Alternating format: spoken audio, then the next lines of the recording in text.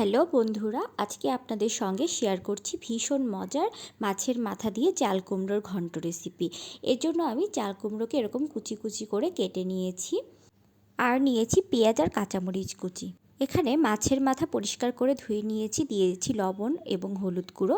ভালোভাবে হাতের সাহায্যে মিশিয়ে নিচ্ছি। কড়াইয়ে তেল দিয়ে দিচ্ছি। এবার মাছের মাথাগুলো আমি এপাশ ওপাশ উল্টে ভালোভাবে ভেজে নিচ্ছি।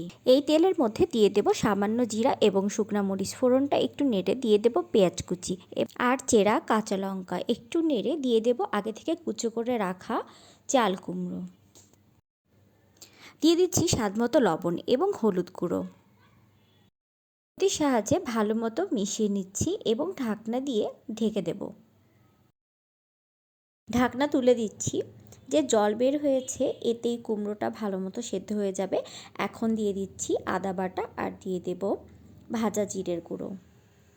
একটু নেড়ে দিয়ে দিচ্ছি আগে থেকে ভেজে রাখা মাছের মাথা এবং ঢাকনা দিয়ে ঢেকে সিদ্ধ করে নেব। ঢাকনা তুলে দিচ্ছি। মাছের মাথাগুলো খুন্তির সাহায্যে একটু ভেঙে ভালোভাবে মিশিয়ে নেব। মাছের মাথাগুলো খুব বেশি ভাঙিনি, বেশি ভাঙলে এটা কাটা কাটা হয়ে যাবে। আপনারা সামান্য একটু ভেঙে দেবেন। পর্যায়ে দিয়ে দেব আর একটু ভাজা জিরার গুঁড়ো আর দিয়ে দিচ্ছি একটু ঘি। ভালোভাবে খুন্তির সাহায্যে মিশিয়ে নিচ্ছি। ব্যাস তৈরি হয়ে গেল খুবই লোভনীয় মাছের মাথা দিয়ে চাল কুমড়ো ঘন্ট।